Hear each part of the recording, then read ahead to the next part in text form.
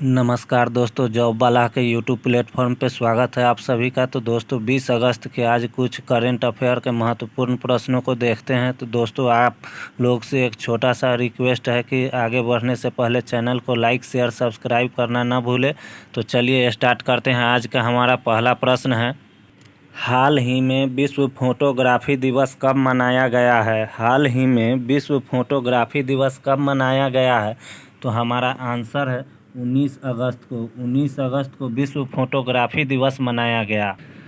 Photography के समृद्ध इतिहास और एक कला रूप और वैज्ञानिक उपलब्धियों दोनों के रूप में इसकी भूमिका का उत्सव का प्रतीक है ये फोटोग्राफी दिवस। फोटोग्राफी दिवस 19 अगस्त को ही मनाया गया और 19 अगस्त को एक और दिवस मनाया गया। वो कौन सा है? तो विश्व मानवतावादी दिवस। विश्व मानवतावादी दिवस भी 19 अगस्त को ही मनाया गया।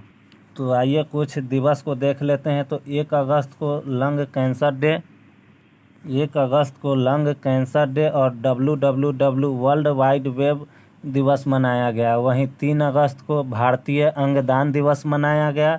6 अगस्त को हिरोशिमा दिवस मनाया गया। 7 अगस्त को हथकरघा दिवस और भाला फेंक दिवस मनाया गया। वहीं 9 अगस्त को नागासाकी दिवस और विश्व आदिवासी दिवस मनाया गया। 10 अगस्त को शेर और विश्व जैव ईंधन दिवस मनाया गया। 10 अगस्त को विश्व शेर दिवस और जैव ईंधन दिवस मनाया गया। वहीं 12 अगस्त को हाथी दिवस और अंतर्राष्ट्रीय युवा दिवस मनाया गया।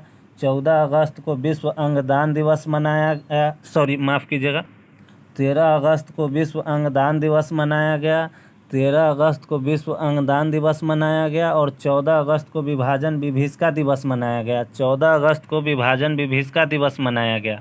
तो बात करें फोटोग्राफी में, तो फोटोग्राफी में सिल्वर ब्रोमाइड का प्रयोग किया जाता है।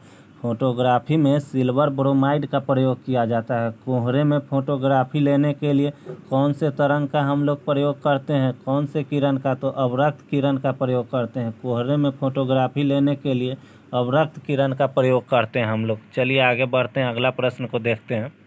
हाल ही में किस राज्य सरकार ने भगवान बिरसा मुंडा सड़क योजना के कार्यान्वयन की घोषणा की है? हाल ही में किस राज्य सरकार ने भगवान बिरसा मुंडा सड़क योजना के कार्यान्वयन की घोषणा की है? तो महाराष्ट्र राज्य सरकार ने भगवान बिरसा मुंडा सड़क योजना के कार्यान्वयन की घोषणा की है। बात करें महाराष्ट्र की, तो यूनेस्को ने एशिया प्रशांत सांस्कृतिक विरासत पुरस्कार मुंबई के भायखला रेलवे स्टेशन को दिया है। यूनेस्को एशिया प्रशांत सांस्कृतिक विरासत पुरस्कार मुंबई के भायखला रेलवे स्टेशन को दिया है। वहीं हाल ही में दही हांडी महोत्सव कहाँ मनाया गया? तो महाराष्ट्र के मुंबई में मनाया गया।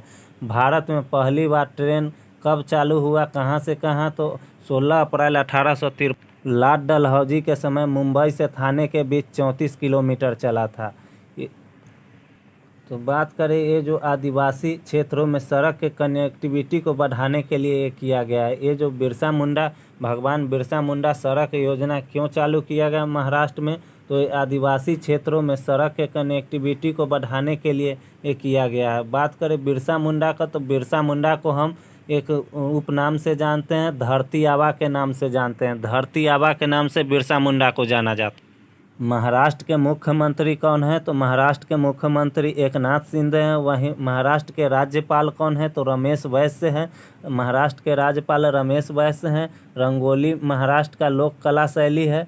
रंगोली चित्रकला कहाँ का है? तो महाराष्ट्र का है। वहीं बात करें हाल ही में वाडा कोलम चावल और सफ़ेद प्याज और कोल्हापुर चप्पल को GI टैग किस राज्य को दिया गया? तो महाराष्ट्र को। वाडा कोलम चावल, सफ़ेद प्याज और कोल्हापुर चप्पल का GI टैग किस राज्य को दिया गया? तो महाराष्ट्र को।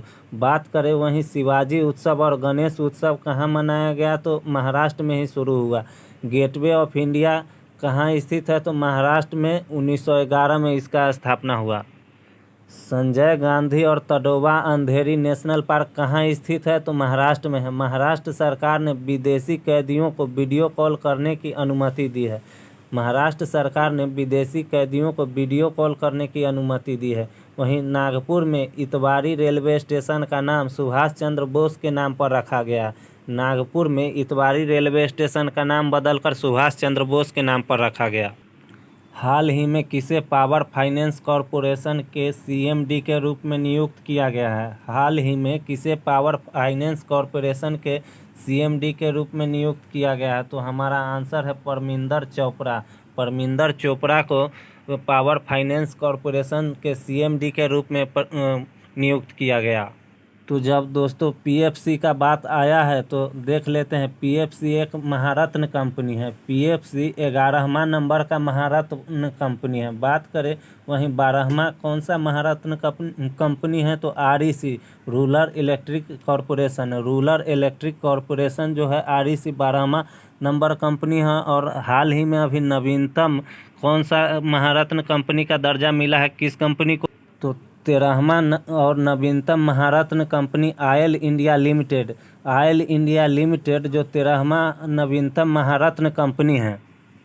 पीएफसी जो है 11वां महारत्न कंपनी है। पावर फाइनेंस कॉरपोरेशन जो है 11वां महारत्न कंपनी है। और हाल ही में नवीनतम महारत्न कंपनी कौन सा है? तो ऑयल इंडिया लिमिटेड है। आप लोग याद रखिएगा इसे। तो बात करें महारत्न कंपनी का दर्जा कैसे मिलता है? तो जिस कंपनी का लगातार 3 वर्ष तक शुद्ध प्रॉफिट जो है उसका 5,000 करोड़ से अधिक हो तो उसे उस कंपनी को महारत्न कंपनी का दर्जा दिया जाता है। जिस कंपनी का लगातार शुद्ध लाभ 5,000 करोड़ से अधिक का हो उस कंपनी को महारत्न कंपनी का दर्जा दिया जाता है। जब अपॉइंटमेंट का बात आया है तो थोड़ा अपॉइंटमेंट देख लेते हैं। तो विश्व एथलेटिक्स में कार्यकारी बोर्ड में आदिल सुमरीवाला को चुना गया है। विश्व एथलेटिक्स कार्यकारी बोर्ड में आदिल सुमरीवाला को चुना गया है। वहीं सेबी के पूर्णकालिक सदस्य कमलेश वार्ष्णेय और अमरजीत सिंह को चुना गया है। सेबी के पूर्णकालिक सदस्य कमलेश वार्ष्णेय और अमरजीत सिंह को चुना गया। QETCI के अध्यक्ष विजय कुमार शाश्वत को नियुक्त किया गया है।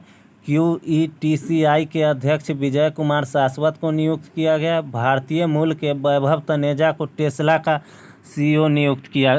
माफ़ कीजिएगा, भारतीय मूल के वैभव तनेजा को टेस्ला के CFO नियुक्त किया गया। CFO नियुक्त किया गया। भारतीय मूल के वैभव तनेजा को टेस्ला का CFO नियुक्त किया गया है। बात करें वहीं FBI में विशेष एजेंट के रूप में किसे नियुक्त किया गया है? तो सोहिनी सिन्हा को FBI में विशेष एजेंट के रूप में नियुक्त किया गया। और निकारागुआ में अगले भारतीय राजदूत के रूप में किसे नियुक्त किया गया है? तो सुमित सेठ को। निकारागुआ में अगले भारतीय राजदूत के रूप में किसे नियुक्त किया गया है? तो सुमित सेठ को। हाल ही में सरकार ने वास्तविक समय में बाढ़ की जानकारी प्रदान करने के लिए कौन सा ऐप शुरू किया है? हाल ही में सरकार ने वास्तविक समय में बाढ़ की जानकारी प्रदान करने के लिए कौन सा ऐप शुरू किया है? तो फ्लड वॉच ऐप शुरू किया। फ्लड वॉच ऐप जो है वास्तविक समय में बाढ़ की जानकारी प्रदान करेगी। ये इंटरैक्टिव मानचित्र का उपयोग करके बाढ़ आने से 24 घंटा पहले अलर्ट जारी कर देगा। इंटरैक्टिव मानचित्र का प्रयोग करके बाढ़ आने से 24 घंटा पहले अलर्ट जारी कर देगा। ये केंद्र सरकार के द्वारा ये चलाया गया है। ये बाढ़ प्रभावित इलाकों में बाढ़ आने की स्थिति पर रियल टाइम जानकारी प्रदान कर देगा जिससे कि लोग सतर्क हो जाएंगे। रियल टाइम की जानकारी प्रदान कर देगा जिससे लोग सतर्क हो जाएंगे बाढ़ वाले इलाकों में। तो ये केंद्र सरकार के द्वारा चलाया गया एक ऐप है जिस ऐप का नाम है Flood Watch app. Flood Watch app.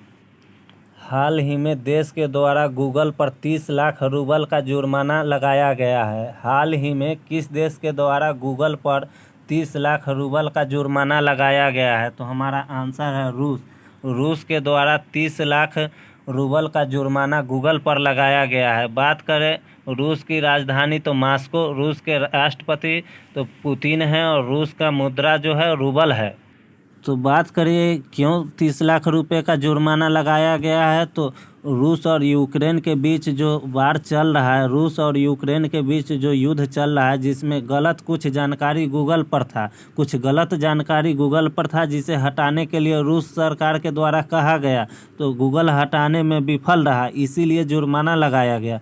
Google उस जानकारी को हटाने में विफल रहा, इसीलिए ये जुर्माना 30 लाख रूबल का जुर्माना रूस सरकार के द्वारा लगाया गया। बात करें गूगल की स्थापना कब हुआ? तो गूगल की स्थापना 4 सितंबर 1998 को हुआ। गूगल की स्थापना 4 सितंबर 1998 को हुआ। इसके वर्तमान में सीईओ कौन है? तो सुंदर पिचाई हैं। गूगल के वर्तमान में सीईओ कौन है? सुंदर पिचाई हैं। गूगल के संस्थापक कौन है? लैरी पेज और सर्गी ब्रिन। गूगल के संस्थापक लैरी पेज और सर्गी ब्रिन हैं। और गूगल के मूल कंपनी कौन सा है? तो अल्फ़ाबेट इंक है। गूगल के मूल कंपनी का नाम अल्फ़ाबेट इंक है। विश्व का सबसे बड़ा देश कौन सा है? तो रूस है। विश्व का सबसे बड़ा देश क्षेत्रफल की दृष्टि से कौन सा है? तो रूस है। यह 2 महाद्वीप एशिया और यूरोप में फैला हुआ है। यह 2 महाद्वीप एशिया और यूरोप में फैला हुआ है रूस। एशिया वाले भाग को साइबेरिया कहा जाता है। एशिया वाले भाग को साइबेरिया कहा जाता है। वहीं बात करें विश्व की सबसे गहरी झील बैकाल झील जो कहाँ स्थित है? तो रूस में ही स्थित है। विश्व की सबसे गहरी झील बैकाल झील जो रूस में स्थित है। विश्व के सबसे ऊंचे मोटर मार्ग का निर्माण किस राज्य या केंद्र शासित प्रदेश में शुरू हुआ? विश्व के सबसे ऊंचे मोटर मार्ग का निर्माण किस राज्य या केंद्र शासित प्रदेश में शुरू हुआ? तो हमारा आंसर है लद्दाख। लद्दाख में विश्व का सबसे ऊंचा मोटर मार्ग का निर्माण शुरू हुआ है। तो बात करें इसका निर्माण कौन कर रहा है? तो BRO के द्वारा इसका निर्माण किया जा रहा है। बॉर्डर रोड ऑफ ऑर्गेनाइजेशन के द्वारा इसका निर्माण किया जा रहा है। कहाँ पर बन रहा है? तो पूर्वी लद्दाख के हानले में बन रहा है। कहाँ पर बन रहा है? तो पूर्वी लद्दाख के हानले में बन रहा है। मार्ग का नाम क्या है? तो लिकारू मिगला फुकचे। मार्ग का नाम क्या है? तो लिकारू मिगला फुकचे नाम है। सड़क की कुल लंबाई कितना है? तो 64 किलोमीटर। वहीं उसकी ऊंचाई की बात करें, सबसे ऊंचा जब है तो ऊंचाई का भी बात जानना ज़रूरी है। तो ऊंचाई की बात करें तो 19,400 फीट ऊंचा है। 19,400 फीट ऊंचा है। 520 करोड़ के लागत से सड़क बन रहा है, सबसे ऊंचा सड़क। और वर्तमान में अभी जो है सबसे ऊंचा सड़क कौन सा है? तो वर्तमान में अभी उमलिंगला दर्रा पर है, जो दुनिया का सबसे ऊंचा सड़क है। 19,024 फीट है। 19,024 फीट है। और ये जब बन जाएगा 19,400 फीट ऊंचा जब बन जाएगा तो विश्व के सबसे ऊंचा मोटर मार्ग वाला सड़क कौन सा हो जाएगा? तो पूर्वी लद्दाख के हानले में लिकारू मिगला फुकचे मार्ग पर हो जाएगा। बात करें BRO का, तो BRO का गठन 7 मई 1960 को हुआ। 7 मई 1960 को BRO border road of organisation का स्थापना हुआ। BRO की पहली महिला कमांडिंग अधिकारी कौन थी? तो वैशाली हिवासे। BRO की पहली महिला कमांडिंग अधिकारी वैशाली हिवासे। और लद्दाख कब बना केंद्र शासित प्रदेश? तो 31 अक्टूबर 2019 ईस्वी को केंद्र शासित प्रदेश बना। 31 अक्टूबर 2019 ईस्वी को लद्दाख केंद्र शासित प्रदेश बना। लद्दाख की राजधानी कहाँ है? तो लेह। लद्दाख के वर्तमान उपराज्यपाल कौन है? BD मिश्रा। लद्दाख के वर्तमान उपराज्यपाल BD मिश्रा। और लद्दाख में पैंगोंग झील है। लद्दाख में पैंगोंग झील है। भारतीय मूल के थरमन षणमुगरत्नम ने किस देश में चुनाव लड़ने के लिए अर्हता प्राप्त कर ली है? तो सिंगापुर। सिंगापुर के भारतीय मूल के थरमन षणमुगरत्नम ने सिंगापुर में चुनाव लड़ने के लिए अर्हता प्राप्त कर लिया है। अभी कुछ दिनों बाद 1 सितंबर को सिंगापुर में चुनाव होने वाला है राष्ट्रपति का, जिसमें उन्होंने अर्हता प्राप्त कर लिया है। भारतीय मूल के है थरमन षणमुगरत्नम, जिनको सिंगापुर में चुनाव लड़ने के लिए अर्हता प्राप्त हो गया। सिंगापुर में राष्ट्रपति चुनाव के लिए 6 मेंबर अभी पार्टिसिपेट कर रहे हैं। सिंगापुर की राजधानी सिंगापुर। सिंगापुर के राष्ट्रपति हलीमा याकूब और सिंगापुर के प्रधानमंत्री ली सिन लुंग। सिंगापुर के प्रधानमंत्री ली सिन लुंग।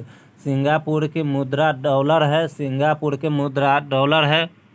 बात करें भारत और सिंगापुर के बीच कौन सा युद्ध अभ्यास है? तो सिम्बैक्स और बोल्ड कुरुक्षेत्र। बोल्ड कुरुक्षेत्र और सिम्बैक्स युद्ध अभ्यास किसके बीच है? तो भारत और सिंगापुर के बीच है। याद रखिएगा आप लोग दोस्तों, कंटेंट हम बहुत अलग अलग से ला रहे हैं जिससे कि आप लोगों को याद हो आसानी से और ईसा सिंह और शिवा नरवाल की जोड़ी ने आईएसएसएफ विश्व निशानेबाजी चैंपियनशिप में कौन सा मेडल जीता है? ईसा सिंह और शिव नरवाल की जोड़ी ने विश्व निशानेबाजी चैंपियनशिप में कौन सा मेडल जीता है? तो हमारा आंसर है गोल्ड मेडल। इस चैंपियनशिप का आयोजन अजरबैजान के बाकू में हुआ। इस चैंपियनशिप का आयोजन अजरबैजान के बाकू में हुआ, जिसमें ईसा सिंह और Shiva Narwal 10 metre air pistol में मिश्रित टीम स्पर्धा में स्वर्ण पदक जीता।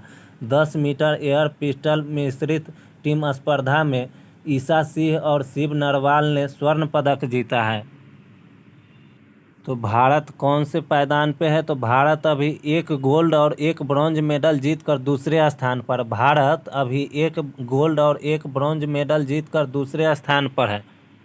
वहीं हाल ही में अभी प्रिया मलिक ने अंडर-20 विश्व कुश्ती चैंपियनशिप में गोल्ड मेडल जीती है।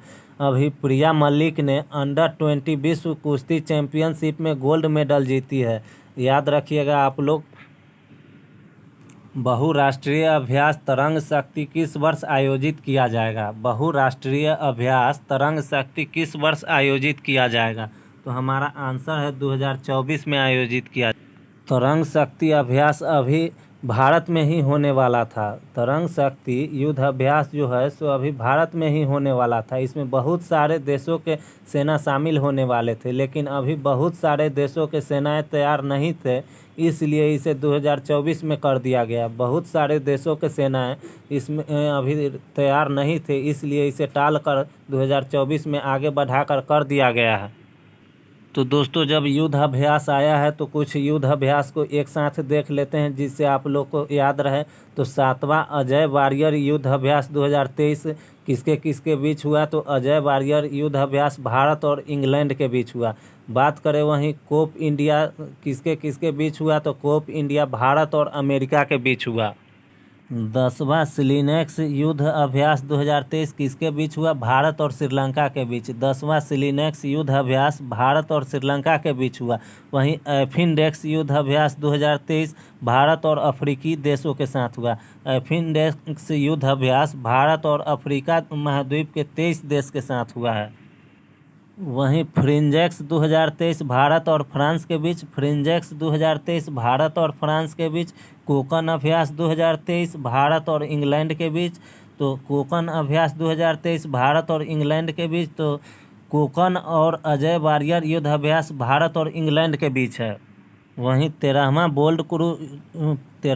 बोल्ड कुरुक्षेत्र युद्ध अभ्यास 2023 भारत और सिंगापुर के बीच, जो जोधपुर में हुआ था। 13वां बोल्ड कुरुक्षेत्र युद्ध अभ्यास भारत और सिंगापुर के बीच। सेन्यू मैत्री युद्ध अभ्यास भारत और जापान के बीच। सेन्यू मैत्री युद्ध अभ्यास भारत और जापान के बीच। तो दोस्तों, कुछ युद्ध अभ्यास को एक साथ देख लिए, जिससे आप लोग को आसानी से याद हो सके। आप लोगों के लिए बेहतर से बेहतर करने के लिए हम कोशिश करते हैं, जिससे आप लोग को याद हो। हाल ही में कौन 9वें राष्ट्रमंडल संसदीय सम्मेलन का उद्घाटन करेंगे?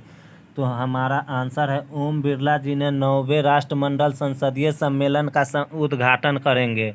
तो बात करें ओम बिरला का, तो ओम बिरला हमारे अभी वर्तमान में लोकसभा अध्यक्ष हैं। ओम बिरला जी वर्तमान में लोकसभा अध्यक्ष है, जो 21 अगस्त को उदयपुर में 9वें राष्ट्रमंडल संसदीय सम्मेलन का आयोजन करेंगे। 9वें राष्ट्रमंडल संसदीय सम्मेलन का उद्घाटन करेंगे। ओम बिरला कहाँ से सांसद हैं? तो ओम बिरला कोटा क्षेत्र से सांसद हैं, कोटा लोकसभा क्षेत्र से सांसद हैं। ओम बिरला 18वें क्रम के सांसद हैं। ओम बिरला 18वें क्रम के सांसद हैं। वहीं ओम बिरला 18वें क्रम के लोकसभा अध्यक्ष है। ओम बिरला 18वें क्रम के लोकसभा अध्यक्ष है। वहीं पहले लोकसभा अध्यक्ष की बात करें तो जीबी मावलंकर है। पहले लोकसभा अध्यक्ष गणेश वासुदेव मावलंकर है। पहले लोकसभा उपाध्यक्ष अनंत संयम है। पहली महिला लोकसभा अध्यक्ष मीरा कुमार। पहली महिला लोकसभा अध्यक्ष कौन है? तो मीरा कुमार है, जगजीवन राम जी की बेटी। हाल ही में किस राज्य सरकार ने प्रवासी श्रमिक को पंजीकृत करने के लिए अतिथि पोर्टल लॉन्च किया है? तो अतिथि पोर्टल केरल सरकार के द्वारा लॉन्च किया गया, जिसमें प्रवासी मजदूरों को पंजीकृत किया जाएगा। तो अतिथि पोर्टल का संबंध जो है प्रवासी श्रमिक से है, जिससे केरल सरकार ने इस पोर्टल को लॉन्च किया है, जिससे श्रमिक को एक रजिस्ट्रेशन किया जाएगा।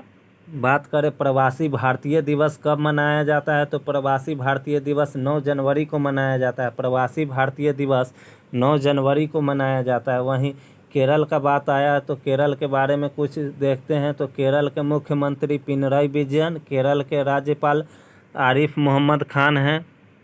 1 स्कूल 1 IAS केरल सरकार ने चालू किया। 1 स्कूल 1 IAS योजना किसका है, तो केरल सरकार का है। केरल विधानसभा द्वारा राज्य का नाम केरलम करने के लिए विधेयक पारित किया गया। केरल विधानसभा द्वारा राज्य का नाम केरलम करने के लिए एक विधेयक अभी हाल ही में पारित किया गया। थय्यन अनुष्ठान कला का आयोजन केरल में किया गया। थय्यन अनुष्ठान कला का आयोजन केरल में किया गया। लू के कारण सबसे अधिक मौत कहाँ हुआ, तो इस राज्य में हुआ, केरल में। लू के कारण सबसे अधिक मौत केरल में हुआ। केरल हाई कोर्ट जो है क्षेत्रीय भाषा में फैसला सुनाने वाला देश का पहला हाई कोर्ट बन गया। केरल हाई कोर्ट देश का पहला हाई कोर्ट बन गया जो क्षेत्रीय भाषा में अपना फैसला सुनाया है। केरल की भाषा कौन सी है, तो मलयालम है। जो फैसला सुनाया क्षेत्रीय भाषा में, तो किस भाषा में सुनाया, तो मलयालम भाषा में सुनाया। वहीं बात करें केरल में नौका दौड़ कहाँ पे होता है, नौका दौड़ प्रतियोगिता केरल में होता है। 9वां मालाबार नदी महोत्सव कहाँ हुआ, 9वां मालाबार नदी महोत्सव केरल में हुआ। तो बात करें मालाबार तट कहाँ है, तो केरल में ही स्थित है, इसीलिए मालाबार नदी महोत्सव केरल में हुआ। नेहरू ट्रॉफी केरल के अलापुझा में हुआ। नेहरू ट्रॉफी कहाँ पे हुआ, तो अभी केरल के अलापुझा में हुआ। वहीं बात करें एडियूर मिर्च और कुट्टी अट्टूर आम का GI टैग केरल को दिया गया। एडियूर मिर्च और कुट्टी अट्टूर आम का GI टैग केरल को दिया गया। शांत घाटी और पेरियार वन्य जीव अभयारण्य कहाँ स्थित है, तो केरल में है। शांत घाटी और पेरियार वन्य जीव अभयारण्य केरल में स्थित है। तो दोस्तों ये रहा हमारा एक छोटा सा प्रयास, जिसे देखकर आप लोग को कैसा लगता है, सो आप लोग कमेंट बॉक्स में अपना राय ज़रूर दें, जिससे हम उत्साहित होकर आप लोगों के लिए प्रतिदिन कुछ अच्छा करने के लिए सोचें। तो दोस्तों आज के एपिसोड में इतना ही। बने रहे जॉब वाला के साथ, तब तक के लिए जय हिंद।